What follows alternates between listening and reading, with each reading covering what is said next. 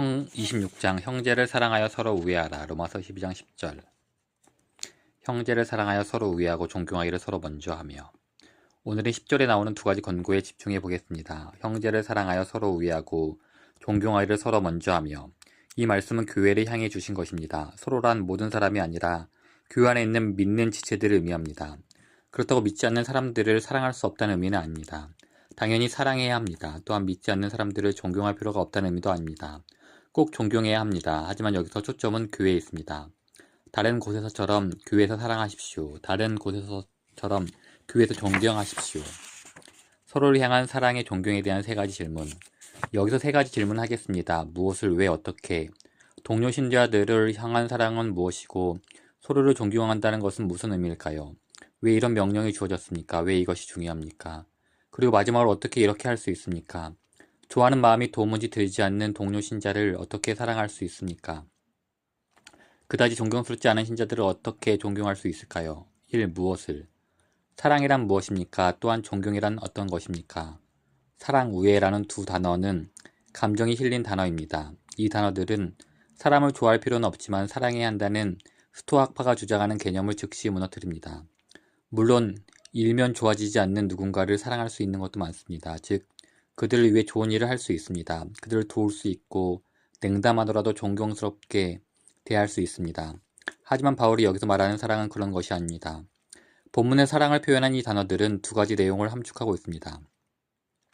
하나는 가장 좋아하는 오래된 스웨터나 13년간 같이 지낸 반려견 또는 수십 년간 앉았던 의자 또는 대화하다 침묵이 흘러도 의식적으로 대화를 이어가야 한다는 부담감이 전혀 들지 않는 친구에게 느끼는 그런 편안함입니다. 또한 형제의 우애라는 단어는 오래도록 친근하게 강한 유대감을 느끼는 가족 간의 사랑을 의미합니다. 물론 티격태격할 수도 있고 화를 낼 수도 있지만 누군가 우리의 동생을 괴롭히면 가족 사랑이 강력하게 드러납니다. 혹은 가족 중에 누군가 중병에 걸리거나 목숨을 잃는다면 다른 사람들을 위해서는 나오지 않는 그런 눈물이 나옵니다. 이것이 바로 교회 안에서 우리가 서로에게 가져야 할 사랑입니다. 난 도저히 그렇게 할 수 없어. 교회에는 정신이 이상하고 괴짜 같고 정서적으로 안 맞는 사람이 너무 많아 라는 식으로 반응하지 마십시오. 하나님의 명령이 우리 자신의 힘으로 할 만한 것이었던 적이 있습니까? 사람으로는 할 수 없으나 하나님으로서는 다 하실 수 있느니라. 존경하는 것은 어떻습니까? 10절 후반부에 이렇게 전합니다. 존경하기를 서로 먼저 하며. 무슨 의미입니까? 존경은 사랑과 다릅니다. 애정이 없는 사랑을 존경할 수는 있습니다. 하지만 바울은 우리가 이 둘 중에서 하나만 선택하기를 원하지 않습니다. 바울은 둘 다 하라고 말합니다. 물론 둘 다 어려운 일입니다. 누군가를 존경한다는 것은 우리의 섬김을 받을 자격이 있는 사람인 것처럼 그들에게 행하고 말하는 것입니다. 존경한다는 것은 그들이 받을 자격이 있는 것보다 더 잘 대해준다는 의미입니다. 예를 들어 바울은 그리스도인 종들에게 이렇게 말합니다. 무릇 멍에 아래 있는 종들은 자기 상전들을 범사에 마땅히 공격할 자로 알지니. 상전이 부도똑한 사람일 수도 있지만 우리는 그들을 마땅히 존경받을 만한 사람으로 대할 수 있습니다. 하나님이 우리를 의롭다 여기시는 방식으로 그들을 가치 있는 사람으로 여길 수 있습니다. 그들의 허물을 보지 말라는 뜻이 아닙니다. 다만 그들을 존중하는 마음으로 말하고 행동하라는 것입니다. 또 다른 예는 고린도전서 12장 23절에 나옵니다. 바울은 교회 내의 약한 지체들과 사람의 몸 내의 지체를 비교합니다. 우리가 몸에 덜 귀히 여기는 것들을 더욱 귀한 것들로 입혀주며 따라서 언제나 존경할 만한 어떤 일이나 어떤 존재가 있어야만 존경을 보이는 것은 아닙니다. 존경하기를 서로 먼저 하라는 것은 무슨 의미입니까? 존경받는 것보다 존경하기를 더 좋아라는 말로 요약할 수 있습니다. 먼저 존경하려고 애쓰는 것이란 존경받는 것 이상으로 존경하기를 좋아한다는 의미입니다. 누군가로부터 존경을 받아 자신이 높아지는 것보다 다른 사람을 높이기를 더 좋아하는 것입니다. 그러니 어떻게 하면 존경받을 수 있을지에 너무 집착하지 말고 오히려 어떻게 존경할 수 있을까에 힘을 쏟으십시오. 존경을 구하는 마음을 죽이고 다른 사람을 존경하는 마음을 가르치십시오. 그리고 어떤 특정 부류, 예를 들어 특정 인종 혹은 특정한 사회 경제 계층, 특정한 교육 수준 혹은 성별, 나이, 옷차림, 몸무게, 인품 등 자기 마음에 맞는 사람들만 존경하지 않도록 조심하십시오. 교회에서 이러한 불명예스러운 일을 보실 때 하나님 정말로 화가 나실 것입니다. 예를 들어서 야고보서 2장 1절에서 6절에서는 이런 방식의 차별 대우가 하나님을 얼마나 실망시키는지 말씀합니다. 내 형제들아, 영광의 주 곧 우리 주 예수 그리스도에 대한 믿음을 너희가 가졌으니 사람을 차별하여 대지 말라. 만일 너희 회당에 금가락지를 끼고 아름다운 옷을 입은 사람이 들어오고 또 남루한 옷을 입은 가난한 사람들이 들어올 때 너희가 아름다운 옷을 입은 자를 눈여겨보고 말하되 여기 좋은 자리에 앉으소서 하고 또 가난한 자에게 말하되 너는 가서 거기 서 있든지 내 발등상 아래에 앉으라 하면 너희끼리 서로 차별하여 악한 생각으로 판단하는 자가 되는 것이 아니냐. 내 사랑하는 형제들아 들을지어다. 하나님이 세상에서 가난한 자를 택하사 믿음에 부유하게 하시고 또 자기를 사랑하는 자들에게 약속하신 나라를 상속으로 받게 하지 아니하셨느냐. 너희는 도리어 가난한 자를 업신여겼도다. 그러니 베들레헴교회 성도 여러분, 존경받기보다 존경하는 것을 더 좋아합시다. 또한 편견을 가지고 그렇게 하지 않도록 조심합시다. 이제 두 번째로 이것이 왜 그렇게 중요한지 알아야 합니다. 우리가 서로 사랑하고 존경하는 것이 왜 중요합니까? 성경이 그렇게 하라고 말하기 때문입니다. 그래서 이제부터 성경에 계시하신 하나님의 마음을 살펴보고 왜 하나님께서 사랑과 존경을 명령하셨는지 이해해 보도록 하겠습니다. 2-1. 하나님은 우리에게 애정을 가지고 사랑하고 서로 존경하라고 명하십니다. 그 이유는 이 두 가지 경험이 그리스도인 안에 있는 우리의 새로운 본성이 어떤 것인지를 보여주기 때문입니다. 다른 말로 하면 이러한 행동은 중생을 경험하고 성령이 그 안에 내주하며 믿음으로 의롭다 여겨지고 그리스도를 가장 소중히 여기고 하나님의 영광을 소망하는 사람들에게 가장 자연스럽고 어울리는 행동이라는 말입니다. 이것은 열매가 맺히는 것과 같습니다. 그렇다고 이렇게 자연스럽고 열매처럼 당연히 맺히는 것이라면 명령할 필요도 없지 않느냐는 식으로 이해하지는 마십시오. 자연스럽게 사랑하게 된다는 것은 우리 모두 한 가족으로 새롭게 태어났다는 의미에서 그렇습니다. 우리 모두는 한 아버지를 가졌고 하나님 안에서 형제요 자매입니다. 요한일서 5장 1절에 이렇게 말합니다. 낳으신 이를 사랑하는 자마다 그에게서 난 자를 사랑하느니라.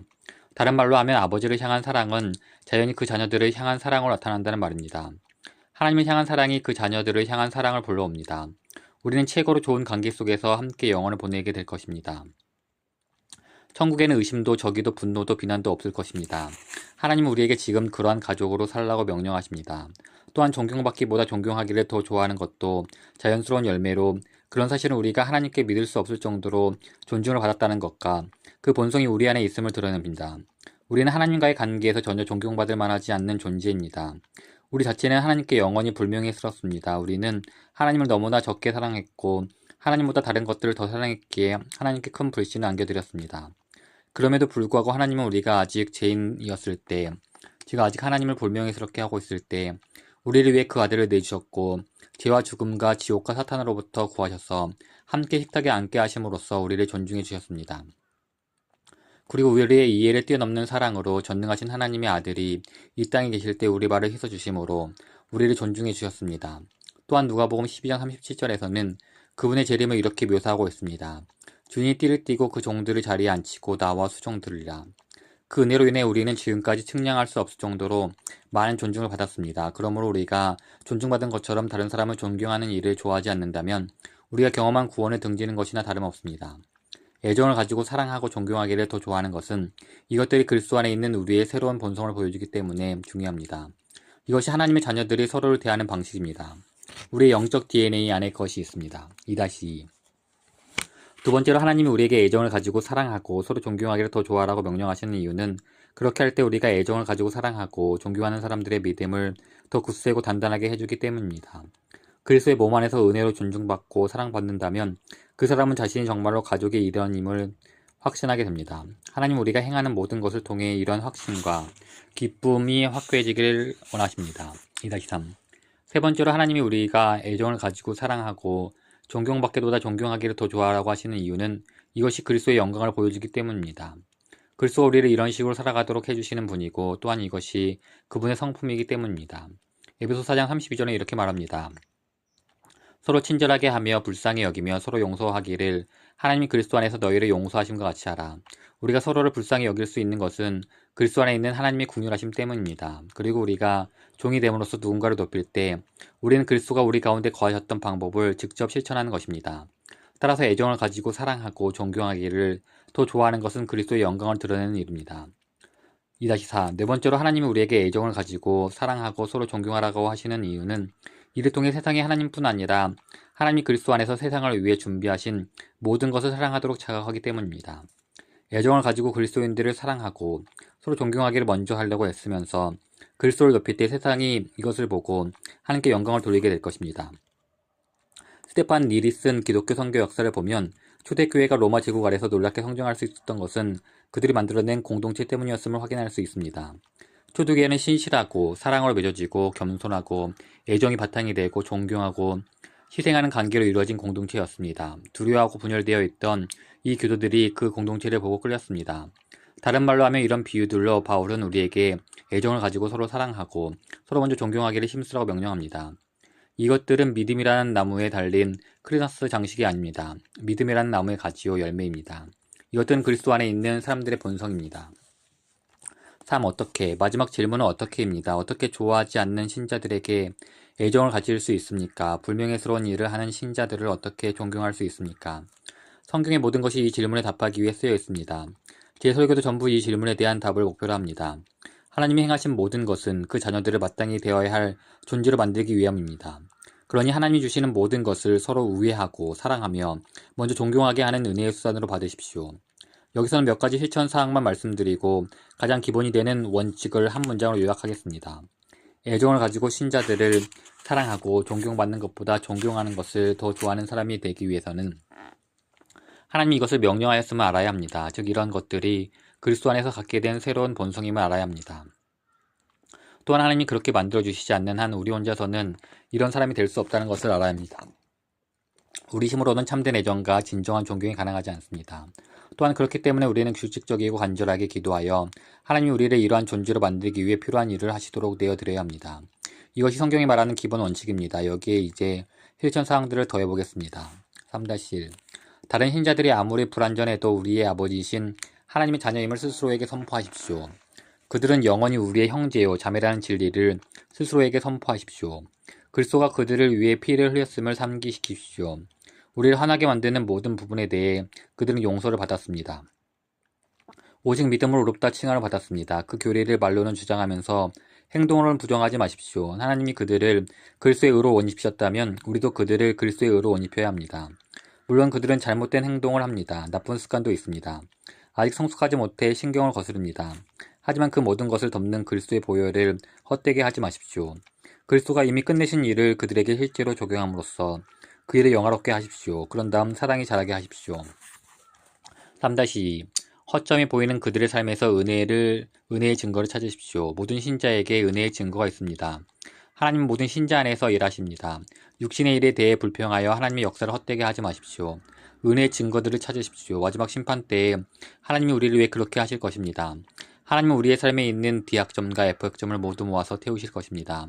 그런 다음 C학점과 B학점을 보시며 우리 삶에 드러난 은혜의 증거들을 기뻐하실 것입니다. A학점은 그리 많을 것 같지 않고 A+는 분명 없을 것 같습니다. 그때 하나님이 우리에게 하실 일은 지금 다른 사람에게 행하십시오. 모든 은혜의 증거들을 기뻐하십시오. 자녀들에게 이렇게 하십시오. 서로에게 이렇게 하십시오. 은혜가 많음으로 인해 사랑이 더욱 커지게 하십시오. 3-3 우리도 한때는 하나님과 완전히 멀어져서 소망 없이 분리되어 있었음을 기억하십시오. 우리는 하나님의 사랑과 하나님의 존중을 받을 자격이 전혀 없었습니다. 하지만 하나님은 예수 그리스도 안에서 사랑과 존중 두 가지를 다 주셨습니다.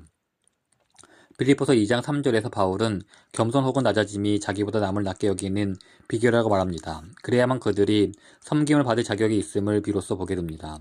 겸손한 마음으로 각각 자기보다 남을 낮게 여기고 그러니 우리도 자격이 없었던 것을 잊지 마십시오. 이것이 다른 사람을 진정으로 사랑할 수 있는 씨앗입니다. 어떻게 해야 이런 사람이 될 수 있을까라는 질문에 대한 가장 중요한 대답은 아마도 이것일 것입니다. 바로 정신을 차리고 우리가 받은 하나님의 자비하심이 얼마나 소중한 것인가를 깨닫고 느끼는 것입니다.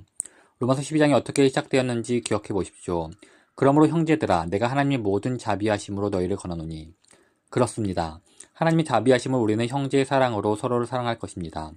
하나님의 자비하심으로 서로 존경하기를 먼저 할 것입니다. 불타는 건물이나 침몰하는 배에 갇히거나 중병에 걸렸다가 건짐을 받으면 모든 것이 소중하게 보입니다. 특히 사람이 그렇습니다. 방금 해변에서 죽다 살아났다면 그 주변에 있는 사람들이 얼마나 사랑스러워 보이겠습니까? 우리가 바로 이런 상태입니다. 그 사실을 깨달으십시오. 그 안에서 즐거워하십시오. 자비하심으로 인해 즐거워하십시오. 그러면 하나님 백성을 향한 사랑이 자라날 것이고 우리는 그들을 존경하고 사랑하게 될 것입니다.